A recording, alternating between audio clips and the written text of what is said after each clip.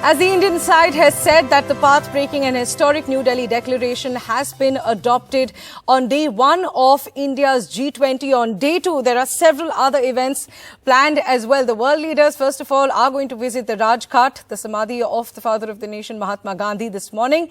And there are several bilaterals that have also been planned for Prime Minister Narendra Modi. There have been decorations at the Rajghat. There has been security that has been tightened there at the Rajghat ahead of the visit by the G20 leaders at Mahatma Gandhi's Samadhi. Now, meanwhile, till now, the G20 meet has been historic for India. That's what even global leaders are saying, as the G20 meet has adopted the New Delhi Declaration.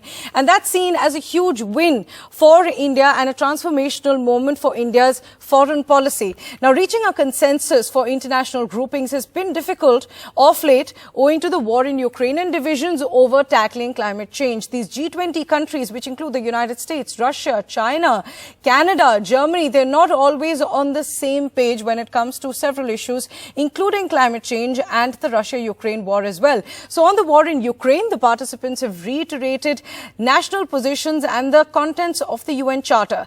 Russia has not been mentioned, but the grouping has slammed the use of force for territorial gain. So that has been a big win for India on G20 day one. Today, it's G20 day two. So let's understand what all we can expect. Today, we are being joined by Vishnu Shom and Vasudha Venugopal straight from the Bharat Mandapam, which is the venue for the G20. It's a great morning, especially for India, isn't it, Vishnu? After that historic and path-breaking New Delhi declaration has been adopted. Tell us what you're seeing at the Bharat Mandapam this morning and what can we expect for the concluding day? No, it is a very, very important day indeed. It is a day in which, we need to reflect on what Indian foreign policy has actually been able to achieve. But in as much as we've been talking up Indian foreign policy, and I think that is important, it is important perhaps even more to recognize that the achievements are an achievement for the G20 group as well. It is an achievement for more than 1 billion people around the world, in fact more than 2 billion people around the world. What is the primary goal of the G20? The primary goal of the G20 is strong, sustainable, balanced, inclusive growth. Remember, at the end of the day, the G20 is an economic grouping, and while everything else is discussed, obviously, Ukraine was discussed, so many aspects were discussed. The ultimate linkage is economic. The Ukraine war affects the global economic situation. It affects food inflation. It has an impact on energy inflation as well, which is why it's an issue which was addressed and addressed successfully.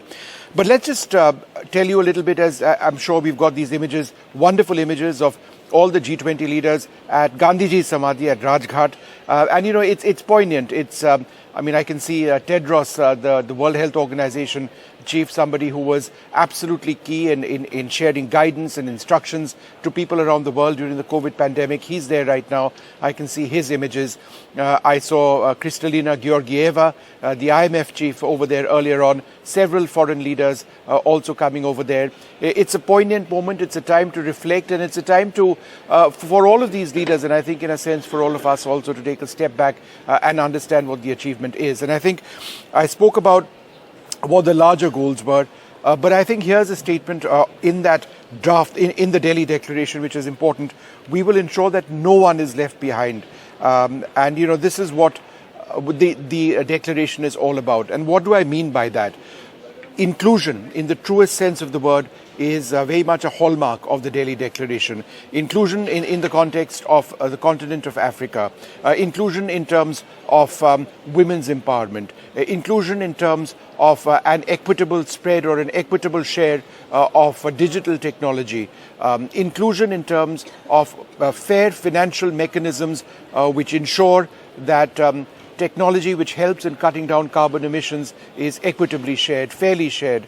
These are all issues which G20 has dealt with, A fair, open, inclusive, equitable, sustainable, transparent, multilateral trading system. So all of this has happened because these are points that all of the leaders agreed on, but it's also happened largely because of what we were able to do, push through a consensus on the language used to refer to the Ukraine war. That's something which is very rare given the sharp divisions between the West and China and Russia on this particular issue. But that is true.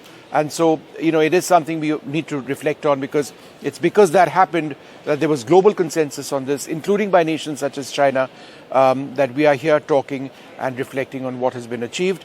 Today, final development will be India handing over the presidency to Brazil after what has been a landmark G20 year.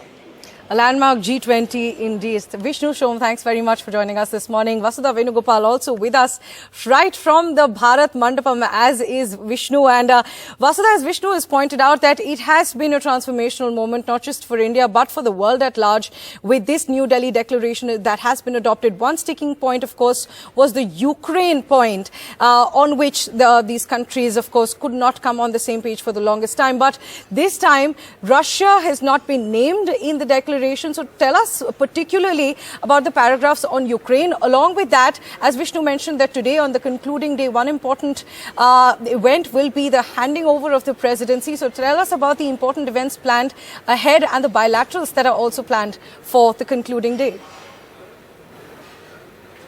Yes, Priyanshi, on Saturday, India did script a history of sorts. It's a huge diplomatic milestone for the country, because we managed to, negotiate this language disagreement that was that had cropped up. This was regarding the Ukraine and the Russia conflict that is going about. But, if you look at the draft, I was reading it last night. So, except the Black Sea grain deal, the mention of Ukraine and Russia is not present in the document. But at the same time, India makes G20 presidency of India has made an effort to talk about suffering that is caused by conflict and war across the country. And it also says that although G20 is not the right platform to talk about geopolitics, the kind of impact such conflicts have on world economy is something that world leaders have to sort of be very concerned about. So that is something the statement makes very clear. It also talks about the Bali Declaration, also mentions the United Nations Security Council resolution, of course, also the UNGA paragraph. So while the mentions have been limited, there is in fact a lot of talk about how conflicts actually derail world economy and the kind of impact it has on developing countries. So that is important. Of course, when the media asked S. Jaishankar on the kind of language, he said that it was geopolitical issues were something that dominated the deliberations in the last few days of Sherpa meetings. But of course, everyone sort of pitched in and helped, and this statement was brought out. And he also made it a point to clarify that Delhi Declaration is Delhi Declaration. It's different from Bali Declaration because the situation has changed, and this declaration basically talks about the existing situation. So other than that, there are also a lot of positive agenda which India has sort of put forward. If you talk about the One Future Alliance, for the first time DPI has finally become part of G20 financial action plan, and this is something that you're interested in digital stuff, so this is something that you will appreciate. So there will finally be an institution, a multinational institution, which will look at streamlining the use of digital public infrastructure across countries. So that is important. If you look at the draft, it also talks about increasing female labor force participation, and remember, India is also one of the countries that has a very less of female labor force participation. India has talked about ensuring that every woman invested in labor, sort of working, is considered, is counted, so that the parameters are also sort of assessed. So this is something that India has pushed for. All of these subjects will be taken forward in the Brazil presidency. Today is technically day 2 of the G20 presidency. Today, of course, all the leaders have gone to Rajghat. It is a very emotional moment, because every time India spoke about the inclusion of African Union in the G20, it invoked Mahatma Gandhi. So this is very symbolic and very emotive. After that, we have one meeting of the world leaders, and then the handing over happens.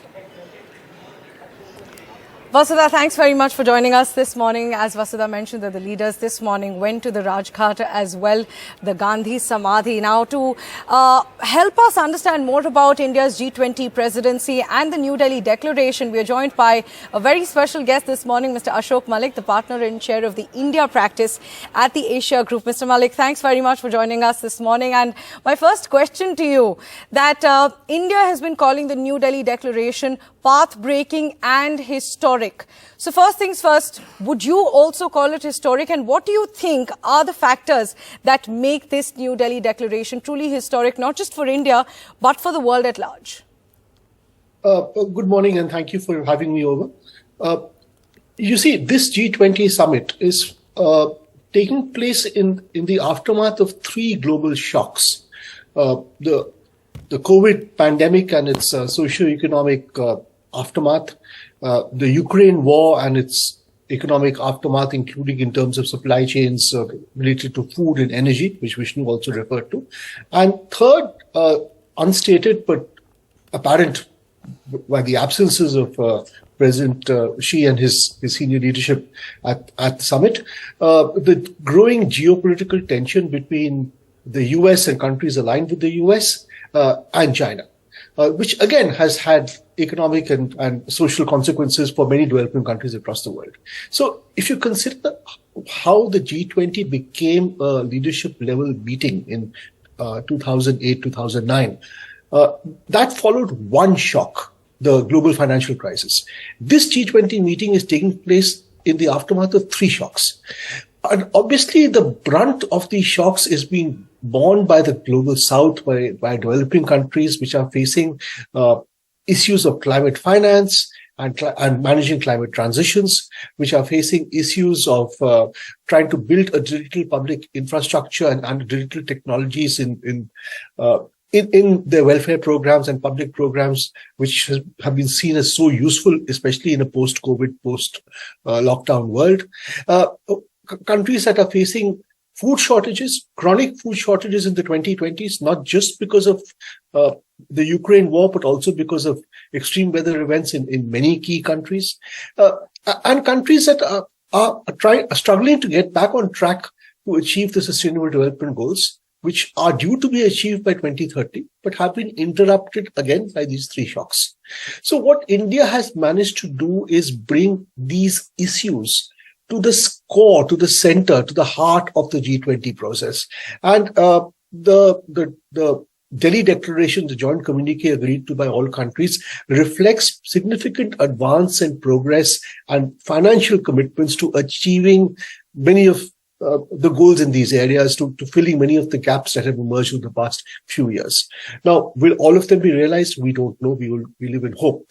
But certainly there is a lot for the broader concourse of humanity, the global south, the 2 billion people that Vishnu referred to, who live in developing countries. There's a lot for them to take away from this declaration and this very rich summit.